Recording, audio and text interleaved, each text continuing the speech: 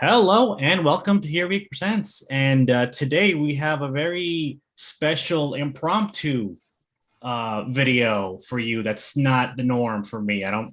This is not the kind of thing that I usually do on the show. But I've gotten a lot of backlash on Twitter for not watching the Yeah, Suicide Squad. Right? I mean, you saw yeah, some of that, right?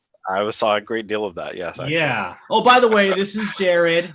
Hello, Um, everyone. yeah, he's a buddy of mine on Twitter. We haven't known each other long, but like we just hit it off right off the bat.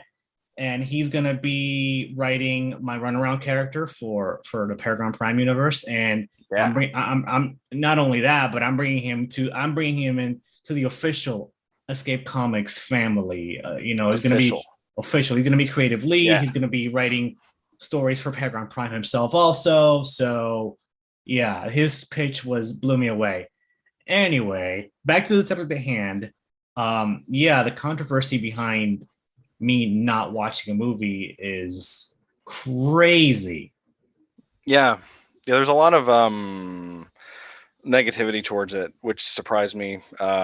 Because listening to your conversation with Gilly, which is what led us to talk about it, and then decide to kind of hop on a video about it.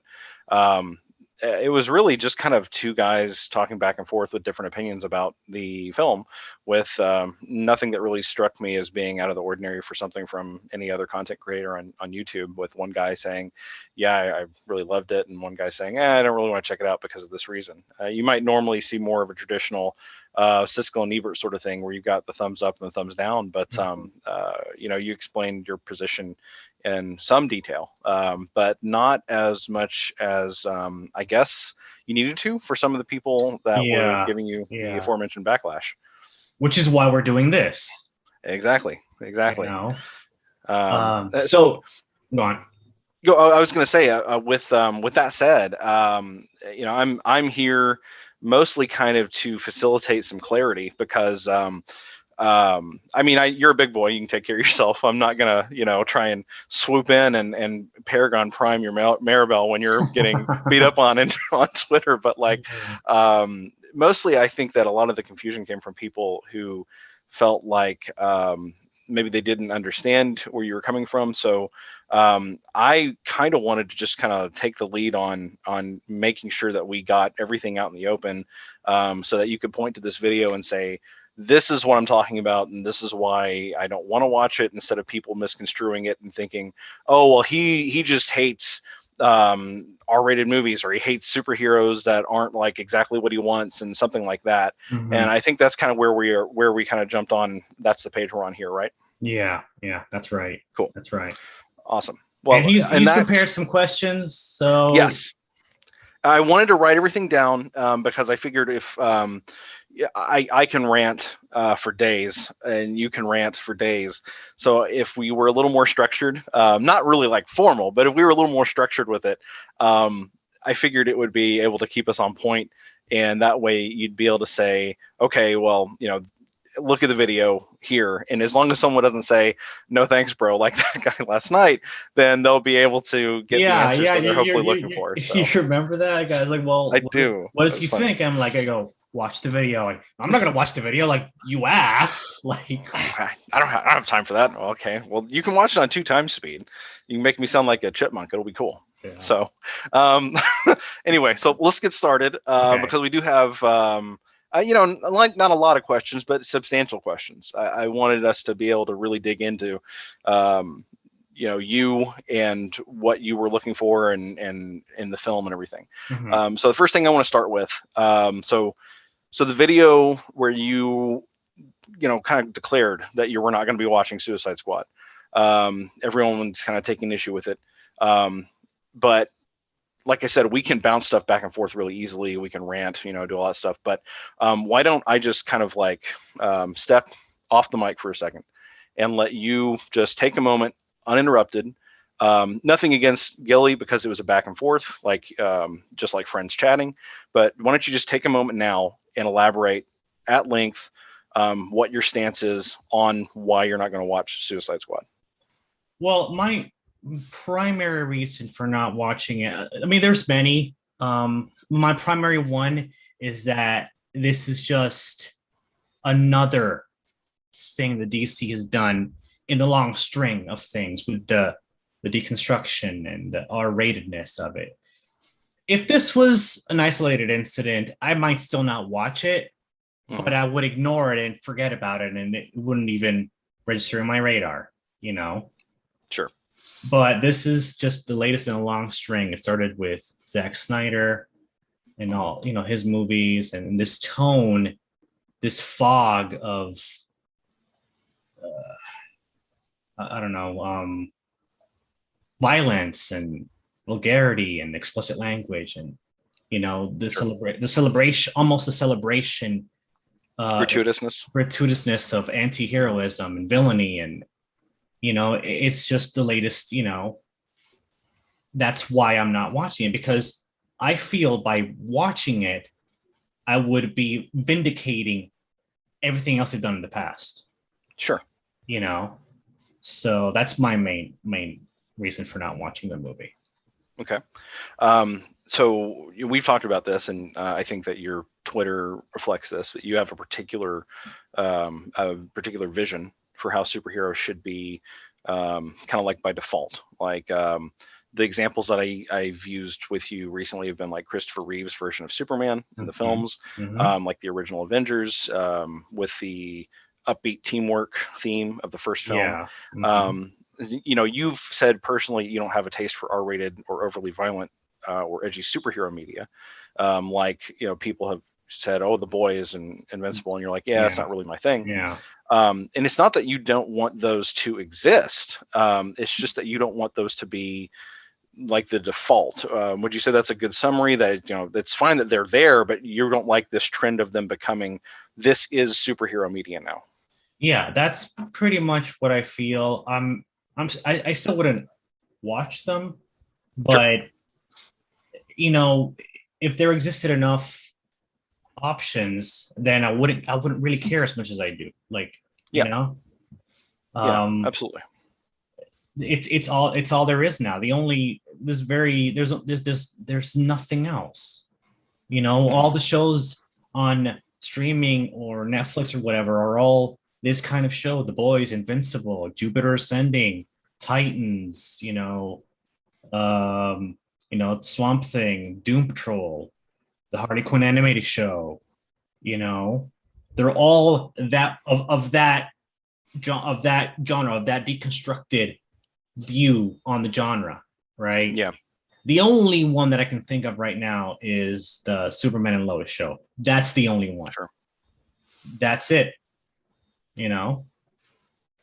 With everything else, that's if it seems like there's a very clear division where if you have something that is adult, and then it has to be that sort of The Boys, Invincible, sort of Titans kind of theme. Maybe a few exceptions, which we'll touch on here and there. But if it's either that is seen as the version of adult, or you have just like an animated show that's geared towards kids, and there doesn't seem to be a recognition that you can have something that is for adults without it going like full blown R, mature, hard PG-13, things like that, right? Yeah, I mean, a prime example. I mean, people seem to forget how mature Batman the Animated Series was, but it wasn't gratuitous, Right. Yeah. But it was a very mature show.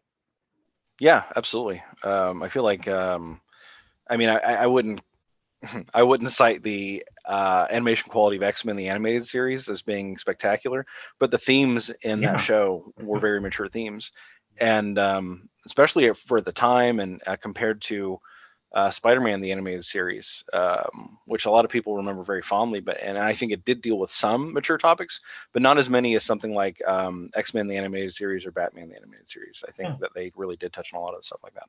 Yeah, definitely. Yeah. So, and that's where I think superhero storytelling should live, in that middle ground. That's why Superman the Animated Series is a primary influence on Paragon Prime. The tone of that show is exactly what I'm going for with Paragon Prime. You know? absolutely. Yeah. I think that's reflective in the tone that you've established with what you want to do with the character, and certainly with the art style. Yeah, Um, definitely. so the two big, there's lots of alternative independent creators. There's Image and everything like that, but the two big hitters are obviously still Marvel and DC. Hmm. Marvel, I think most people would probably agree that Marvel's really headed towards more of a woke focus, but DC, while not eschewing a woke focus, it's more firmly committed to like the dark, kind of edgy media, more violent media. True, but Um, I do think that DC is catching up, is trying to play catch up with Marvel oh, as far as on the woke wokeness, front. Yeah. I agree. Absolutely. So with maybe the exception of like Aquaman or Shazam, which were more literally visually colorful, and a little bit more lighthearted. So you see both as a problem and not just one of a lesser between two evils. Is that kind of where you're leaning? Yeah, that's I don't at the moment I don't think one is better than the other. Sure. Yeah. You know, Yeah. they're both you know falling by the way. They're both disappointing to me right now. Um, Yeah. so I don't Um, have which one is better. I don't like to me they're both bad. So right. You wouldn't choose one or the other. You think that they're both really represent the problem that yeah. you see in superhero media right now. Gotcha. Yeah. So with DC in particular, which is really kind of the main focus of this, I guess, because this is their film that really Hmm. brought all of this to a head. Um, DC's committed to moving away from Snyder. They've said that the Snyder cut's the last thing that he's going to have any input on. All right, but then they We'll come out with see if that's Suicide true. Squad. Right. Well, I mean, we'll see whether that's true or not. But I mean, his I don't think Snyder can write, and I don't particularly care for most of what he's created as far as DC goes. But even if they move away from him, his influence seems to persist. It seems to linger, and I think that it kind of lingers a little bit on Suicide Squad because what really stood out to me, if you look at the director James Gunn, regardless of personal feelings about his political takes or anything like that. His more recent films, for at least for comic book people, that they'll think of as Guardians of the Galaxy, and Marvel has a really specific level of violence that they want to avoid. They have a certain level they're comfortable with, a certain level that they're avoiding. And if you look at what they had him able to do in Guardians, comparing it to the level of violence and the language and everything that he's done with Suicide Squad. Well, not only Suicide Squad, you forget some of his previous movies like Slither. I don't know if you've seen that. I have not, but And then I went really just strictly recently. he did do another superhero movie with Rain Johnson, the guy who played Mm. Dwight in the Office, called Super. Oh Uh, yeah, that's and right. that was really violent and really gory. And so with that being compared to Marvel, so that seems to be what Gunn is comfortable with, which if that's what he wants to make and that's popular, that's fine. But without any sort of like formal reboot or relaunch of DC Cinematic Universe, do you see supporting that type of film or that type of film that Gunn seems to want to make when he's not, being held back by Marvel, for lack of a better word? Do you see that as, you giving, if you supported it, if you viewed it, do you see that as giving your approval to DC to continue that since you would be financially supporting it? Precisely. Exactly. Okay. That's exactly how I feel. That's exactly why I don't want to watch this movie. You know, Yep. because Because giving I would money feel, would you yeah, feel like you were I would approving? Yeah. feel giving the money, I would be vindicating this tone that I've had an issue with for a while, you know, Yeah. and Absolutely. I just refuse to, like, no, I understand. this is where I'm going to draw the line. Well, and kind of in that same vein, you go back to 2016, and this reminded me of like James Rolfe, Hmm. angry video game nerd, and he made a video publicly talking about how he was not going to watched the all-female Ghostbusters reboot, a lot of people immediately jumped to misogyny. He's a misogynist. He hates women. All that. But in his video, when he was talking about why he wasn't going to watch it, he explicitly said the reason why he wasn't going to watch the film was because he saw it as a shallow, soulless corporate attempt to just grab nostalgia money, and that he was tired of supporting films like that. Now, obviously, he had an enormous backlash because he has a huge reach. He's got a huge online presence. He's a staple of the internet. He's been online for years and years and years. Yeah, But the type of reaction. I remember that controversy. I mean, Yeah.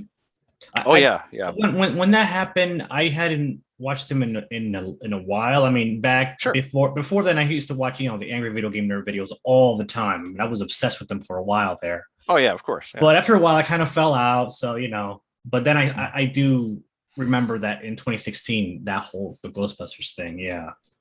Yeah. So my question is, even though he's a massive creator and you're starting up and everything, the reaction that you received was the same type of reaction, smaller scale, but it was the same type of reaction. Yeah.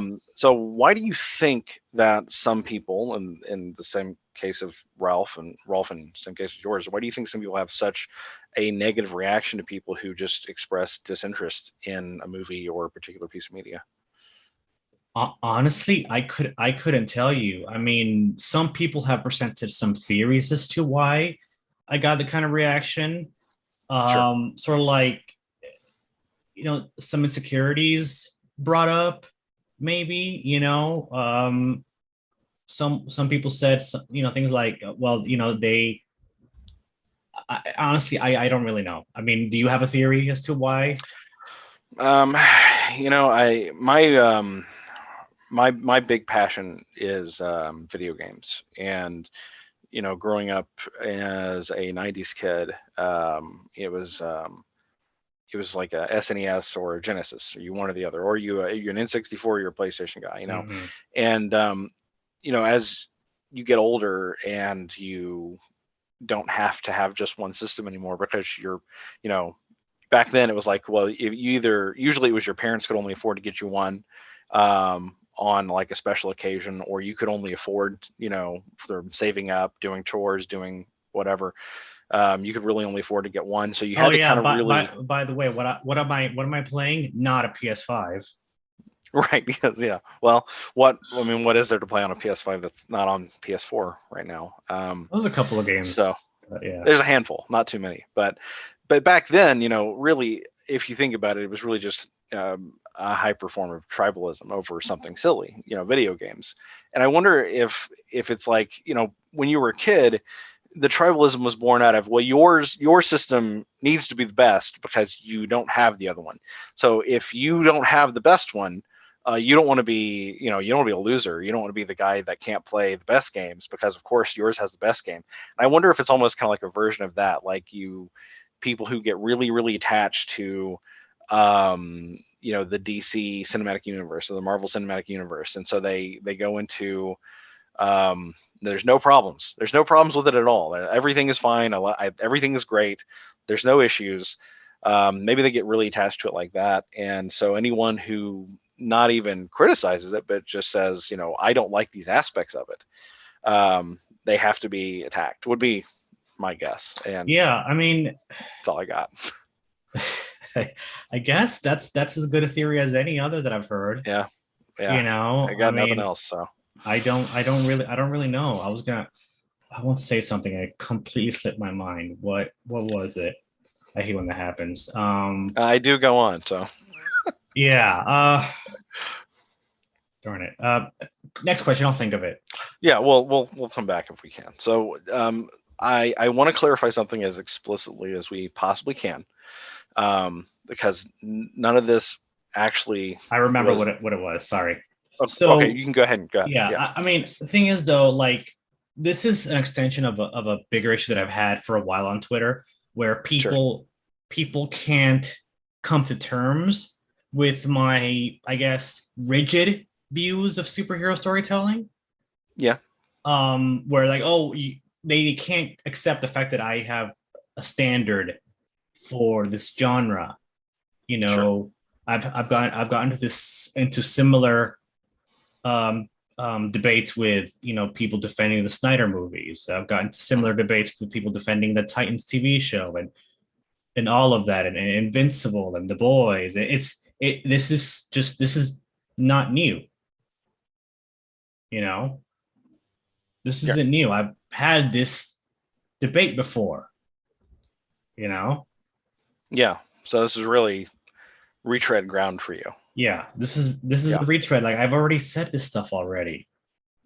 Yeah. You know, Yeah. So well, hopefully, with this video, because this is, we're dealing with Suicide Squad, obviously, but and I mean, people, we're also yeah, we're talking about like a bigger concern for you yeah, here. a lot of the people that I on Twitter say, oh, but they're not superheroes. And that's their only Right. argument. Oh, well, they're not superheroes. And I'm like, well, it's still superhero adjacent, meaning it's Sure. connected to the genre.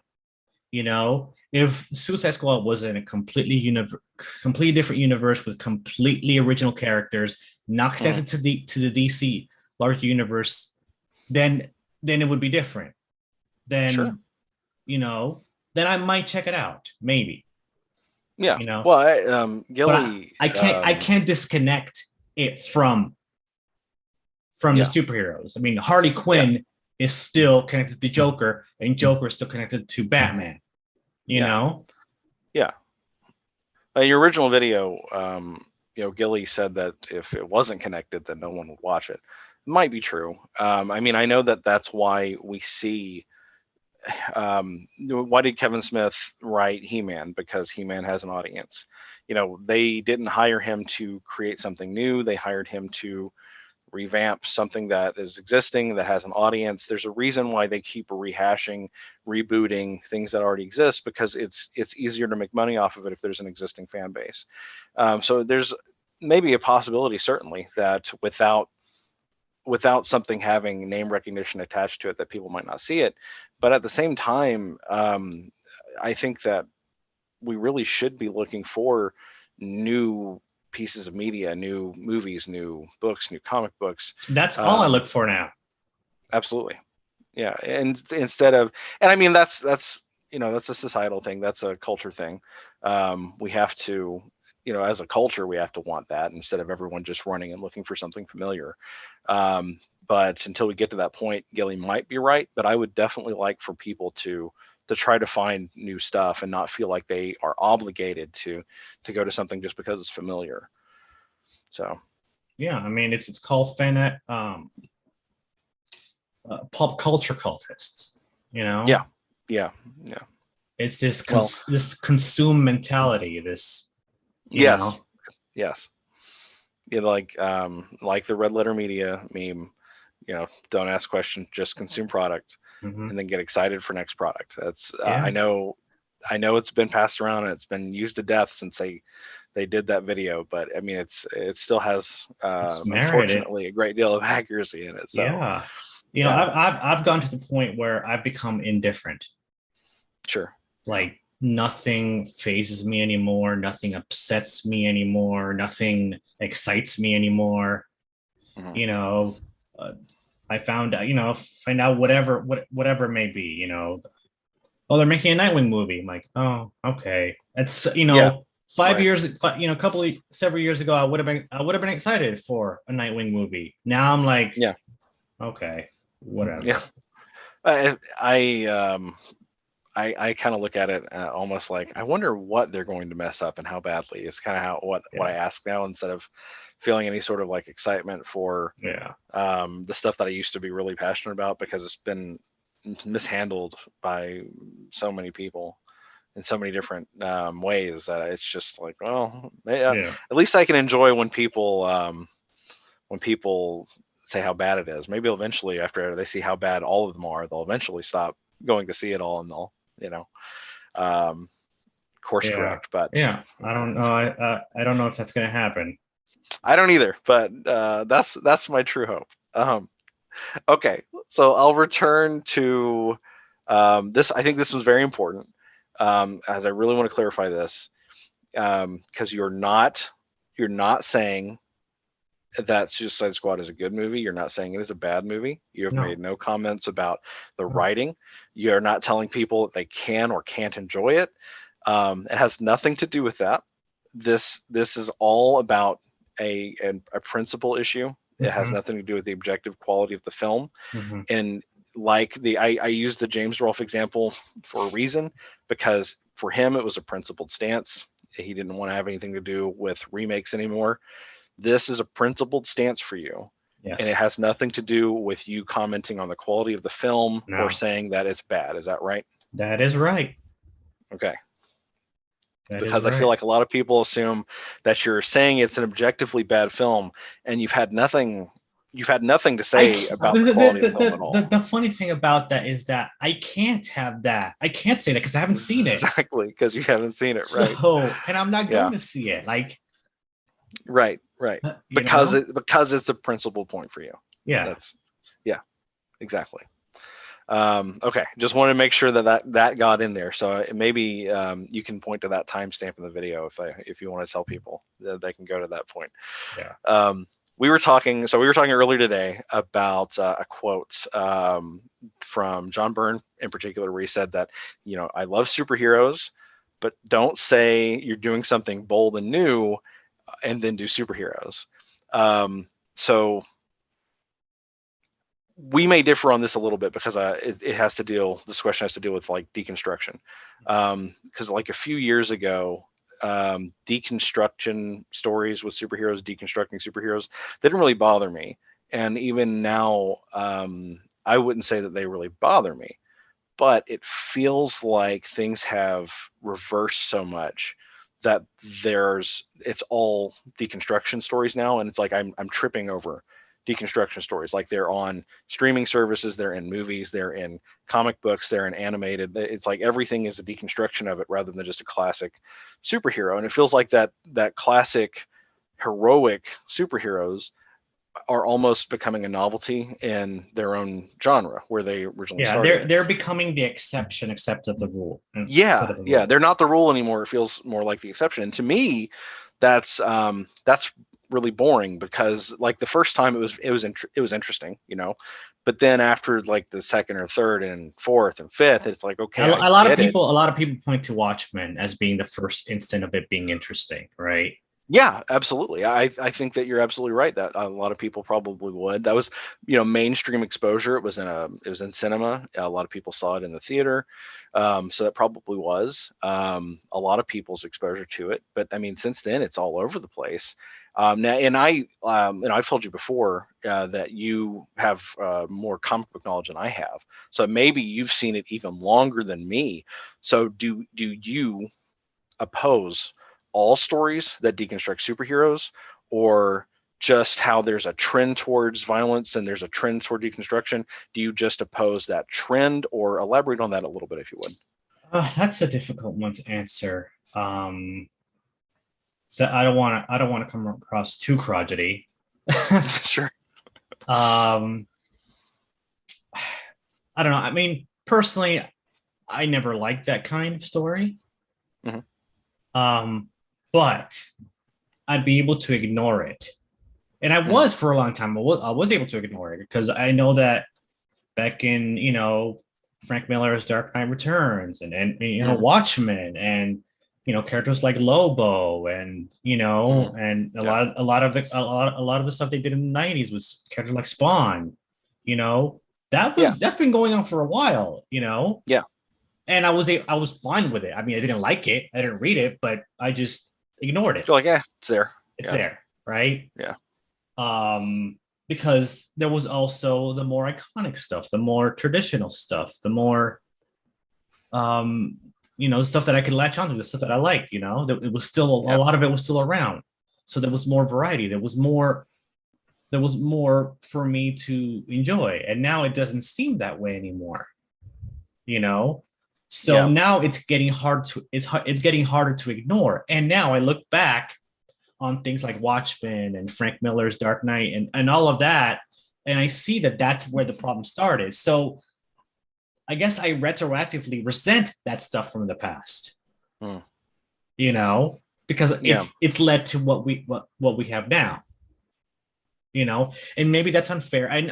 Maybe it is unfair. You know, maybe I don't I don't want to, you know, put all the blame on those older sure, things. yeah, yeah, But the reality is that I see what's happening now, and that was the catalyst of that back in the 80s and the 90s, yeah. you know, And now it's dominating rather and than now just it's being an dominating, exception. Yeah, being an exception. And even, I mean, even Ellen Moore, as insufferable as he is, he said that he didn't intend for Watchmen to do what it's done and what we're getting now, you yeah, know. yeah. It's really watching Watchmen, nah, haha. But it reminds me of what it has done. It reminds me of the quote from Jurassic Park. You know, they stood on the shoulders of giants and they didn't understand what they had or what they were doing with it, but they, you know, they slapped a new logo on it and they just ran with it You without know, really knowing. it's You know, funny. You should mention Jurassic Park because I just bought like a Blu-ray set of all the movies, and I was planning to watch Jurassic nice. Park later tonight. Excellent. So Well, hey, can I unload it. always endorse watching Jurassic Park, so Yeah. I can only give an endorsement on that. Oh, I love that movie. Yeah. Okay, Yeah, but as well anyway, you should. Anyway, right, as well, you know, that's your answer. Perfectly follows up to my next question. okay. Do you feel, you know, whether it's because of the deconstruction, because of what things like Watchmen have done or not, do you feel like there is a vacuum right now in the superhero bubble? Do you think that the public, you know, wants to have, you know, comic book fans, they want to have, you know, mythical, heroic characters again, classic Superman, classic Wonder Woman, that kind of stuff, and they've been left wanting. And I know I feel that way. I know that you feel that way, and that's why you're, you know, working on the book. Mhm, That's why I want to be a part of the project. mhm. But you get that sense when you talk to people online, offline. Tell me about that. A lot of people. I've gotten a lot of support online. A lot of it. But even with all the support that I've gotten, there are those days where I'll read something or some idiot will leave me a comment on Twitter, and I'll have a moment of doubt. I'm like, well, why am I doing this? You know, Sure. what's the point? You know, does anybody really want this? Is, you know, have people moved on from this kind of story, from this kind of character, from this kind of take Yeah. on the genre? You know, have people moved on? I mean, am I fooling myself into thinking that I can bring this back? You know, Mm. Yeah. that usually doesn't last very long. I'm a fairly optimistic person, so that doesn't last very long. But I do have my moments, you know. Sure. Yeah. You're human. Um, Everyone does.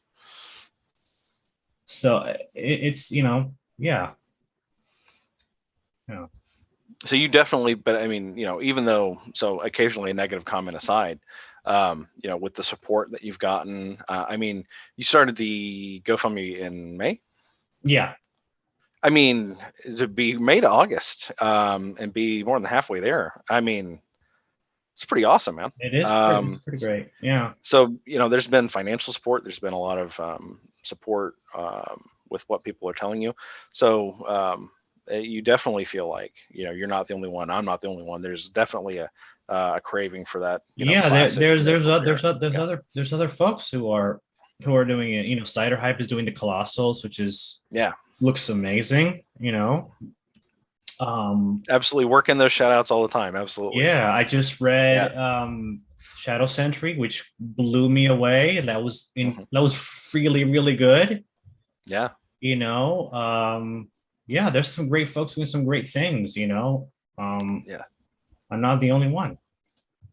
Well, There's like I said, RJ of the Island is doing Thomas Valiant, yeah, you know, great stuff. So I don't feel like excellent. I'm alone out there, which is amazing, Definitely. you know. That's great. And that's what I want to hear. That's fantastic. Yeah. Okay, so I saved my biggest question because it's kind of a kind of a diatribe that leads up to the question, and it might lead to a diatribe from you in response. So I saved it for last for a reason. Okay. Okay, so I'll work through this. All the stuff that we've been talking about up to this point. It's very big picture. It's your feelings about superheroes, violence, edginess, the deconstruction trends in the last couple of years. But we're doing this video as a response to our reaction to Suicide Squad. Mhm. So let's talk about that specifically. And one of the big problems that you seem to have with the film was its glorification of villains. So I kind of want to address that in a very specific way. I want to use Harley Quinn as my example because I know her the best, and DC's been really portraying her as a lovable goofball anti-hero for a few years now. Yeah. And turn into a lesbian too. She's yeah, well that too. So she's checking all the right boxes. Yeah. So I know that the examples, I have some examples. I know the examples I'm about to use are from other sources besides the film because we're talking about the film. But the film version of Quinn, even though she's unique to film, this is the same Quinn that was in Birds of Prey. This is the same Quinn that was in the Suicide first Squad. Suicide Squad, yeah. Yeah. And that Suicide Squad movie showed Joker and Quinn, running around committing crimes. I think it's safe to say that Quinn's examples, canonical examples from comics and everything would be, they have a parallel to her film counterpart, right? Mm-hmm. So with Harley Quinn alone, forget everybody else in the film, forget every other character, whatever crimes they've committed, just Harley, okay? Canonically, she has aided the Joker in committing serial mass murder. She has killed children. She has killed adults, not just children. In What If stories, she has been responsible for a murder-suicide in college before meeting the Joker. And in The Injustice, let's not forget, she was responsible for assisting in the murder of 4 million people. And yet, in the second game, she becomes one of the heroes. Yes, and that leads perfectly into my point. She is, in every version that she exists, she is remorseless. She has no regret. She has absolutely no negative feelings about what she's been responsible for at all. And DC doesn't do anything to change that. They always just play it up like, oh, well, she's acting goofy again. She's misbehaving again. Harley. Oh, that Harley. Oh, shucks, Harley. And it's unrealistic for me to expect that there would be a 2.5-hour montage in a film that shows every person that Harley has killed, their family members grieving. I'm not asking for that in the film or in a panel or a page or whatever, but for them to gloss over what a piece of garbage Harley actually is. She's actually an evil sociopath. And to gloss over that, I think it'd be fair to say that is a sore spot for you. Would you say? Yeah, definitely. Especially considering that the original version of the character, I don't remember being that. I don't think in Batman the Animated Series she was that bad. She actually was more of a misbehaving character in that. In the original, in the animated series, yeah, she because the nature of the show, they couldn't go too dark, so they couldn't make her actions too dark, right? The best version of is the original. I mean, that was the best version of Harley. I mean, I think I'll second that every time. Absolutely. But yeah, that's a big pet peeve of mine. This glorification of selfish and evil people. It's not only with Harley. Harley's a big part of it, but there's also the Joker movie and this Disney Cruella movie and the Maleficent movie from a couple of years ago. You've got WandaVision. I did watch WandaVision. Essentially, she's the bad guy in that show. She enslaves this entire town of people and she sees no consequences for that at all. She gets more power, she gets more powerful, and she just flies off at the end with no consequences. And worse, the implied message of the show is that she is heroic for giving up the mind control that she has over people, which is just morally bankrupt. Yeah, we're supposed to feel sorry for her because she misses Vision and because she's trying to bring him back from the dead or whatever. We're supposed to feel, oh yeah, I get it. It's okay that she's enslaved in this town full of people as long as she gets to live a happy life with Vision and her two boys. Like what? Yeah. That is a warped sense of morality. Yeah, and it's been this trend of this glorification of villainy and of anti-heroism, and oh well, you just have to, like, I don't want to read a story or watch a movie where the main characters are like that. I'm not interested in that. Yeah. People said, like, even someone who did watch the movie, he brought up a couple of points. He said that even in their heroism, it's still selfish. It's still self-preservation. It's still to save their own life. It's not true selflessness. Right. Well, every character on the team has committed heinous acts. They've all committed crime. Most of them are murderers, but the only thing that's changed is that they're now murdering for somebody else that's supposed to be, I guess, slightly more moral than they were.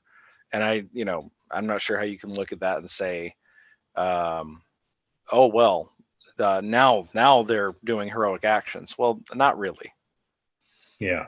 And another issue of mine, besides the glorification of anti-heroism and evil, and it's also the vulgarity and the violence and the explicit language and all of that. I mean, I've heard that the movie is pretty gory and it's pretty violent. And it's the same thing. Like, when Batman v Superman came out, I didn't watch it. And then when it came out on DVD and Blu-ray later on, there was an R-rated cut of Man of Steel. And I can't wrap my mind around Superman in an R-rated movie. That doesn't compute in my head, Yeah. And a lot of people, like, when Justice League came out, I did, what? This is gonna sound funny. I watched Justice League because Snyder was taken off the movie and because Joss Whedon was brought in. And that's the reason I watched it. Yeah. It wasn't very good. It was actually pretty bad, but I agree. And then, everybody was shouting, Snyder cut this and Snyder cut that, Snyder cut. And I was completely not interested in a Snyder cut. Like, I was like, I don't care. So when that thing finally came out, I was never going to watch the Snyder cut of Justice League ever. I was never going to watch it. But yeah, an R-rated Justice League movie. I was like, no. Like, it's I was happy that that fans, like with Sonic the Hedgehog, when everyone said the design is trash, please change it, and they did. I was happy, and that actually I saw the movie because of that, because I wanted to give it a chance because it was some fans, and I was happy that the fans got something done that they were interested in with the Snyder Cut, but that didn't make me interested in Zack Snyder because even if I don't really have a problem with his tone. I have a problem with his the vomiting he does on paper that he calls writing. I don't like that, and it goes back to, like, with the deconstruction thing. It doesn't necessarily bother me. It's just so common, and with Zack Snyder, it's really, get a script doctor, get an editor. You're not as clever as you seem to think you are. I saw the Army of the Dead movie on that one. That one was not great either. But my okay, so one of my biggest issues is, in my view, the deconstructed violent take on superheroes is opposed to what they're about. Like superheroes are inherently not that. They're inherently the opposite of that. Yeah. And to me, it feels like trying to fit a square block in a round hole. Yeah. You know, it doesn't make sense to me. And I'm not, I'm not against R-rated or mature rated entertainment. I'm not. I like plenty of R-rated movies, Terminator, Aliens, Predator. The John Wick movies are great. Die Hard is one of the best movies ever made. It's my favorite Christmas movie. Die Hard is amazing. I'm going to be honest with you. I hadn't seen Die Hard until recently, honestly. And I saw it recently. I'm like, oh my gosh, this movie is amazing. All right. Absolutely. Yeah. Absolutely. Gosh. Die Hard is almost the perfect movie. It's a classic. Right? It's a classic, man. Absolutely.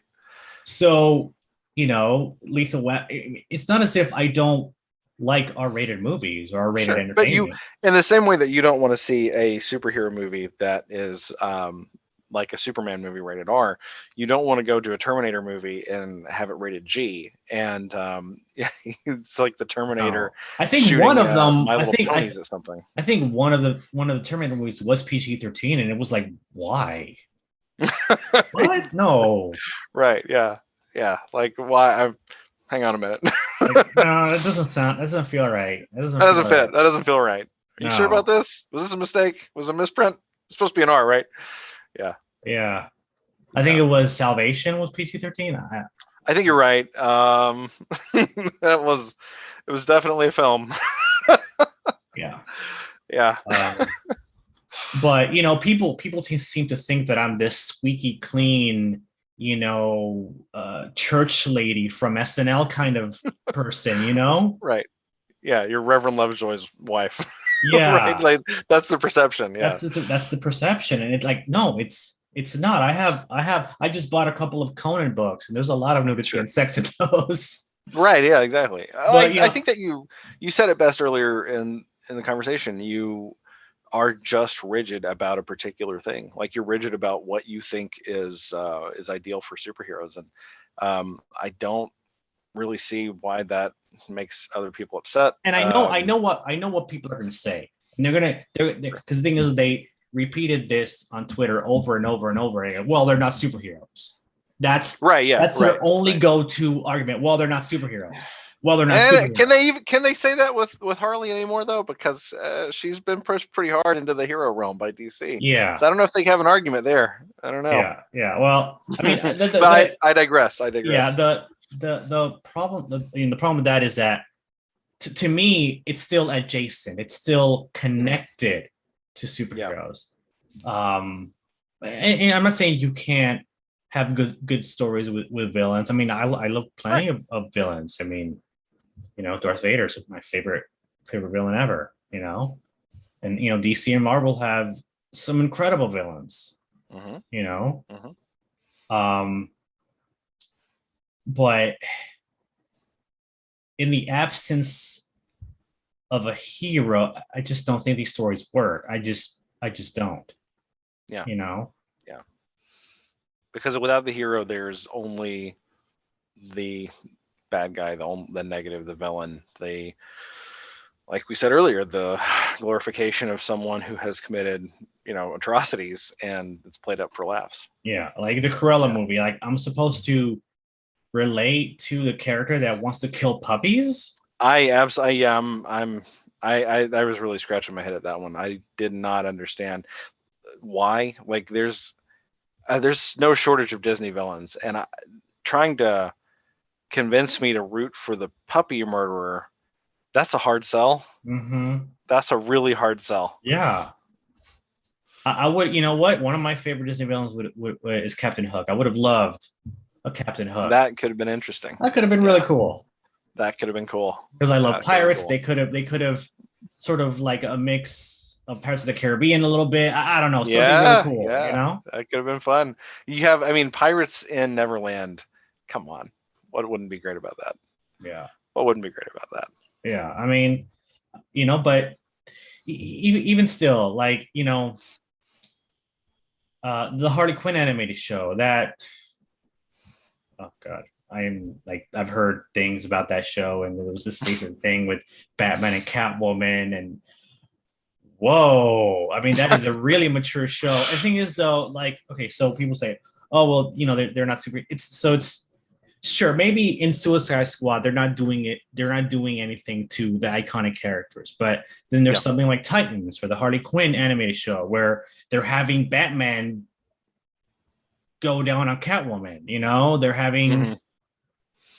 They're having Robin say F Batman and kill people. Right.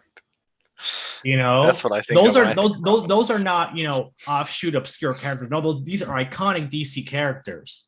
Yeah. Okay. Yeah.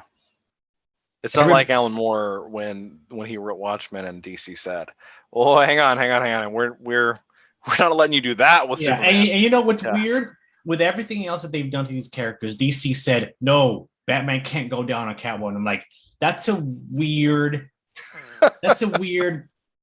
place to plant your flag. Like, all right, okay, but everything else that they've done is fine.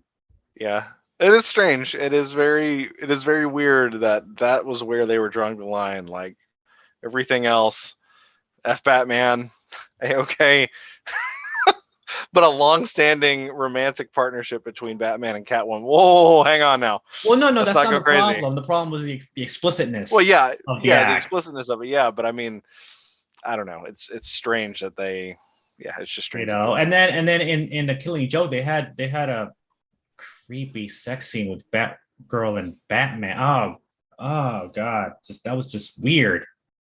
We haven't actually talked about that. It was funny you bring it up because I was really excited about the film adaptation of that, and I saw that they added that, and I was instantly turned off to the film, and Yeah, it just felt so bizarre to me to have because the relationship between Bruce and Barbara has a always seemed surrogate father's daughter. yeah, like a father figure, like a father daughter relationship. Maybe I was reading the wrong comics. Maybe I was watching the wrong show. No, But that is Bruce Timm, and as much as I respect Bruce Timm for bringing me, Batman the Animated Series and the whole of the DC animated universe, the fact of the matter is that he has this weird fetish for shipping Batman and Batgirl. Very interesting, Bruce. Yeah. Very interesting. Yeah. But I was excited for my favorite Batman comic was Batman Hush. I love Batman Hush, and I was excited for the animated film adaptation of Hush. And it was like, and when I found out they replaced Tim Drake with Damian Wayne, I'm like, oh no, that's it. That was a deal breaker. Like, nope, that's it. I was so excited for that because I love Hush, and I watched the film, and they you changed saw the it. plot. I saw it. I saw that they changed the twist, and as soon as they revealed it, I was like, this sucks. I was watching it with my wife. I looked over at her and I said, I'm sorry that this sucks so much because it was supposed to be better. How did they change it? Hush is not Hush. Hush is Nigma.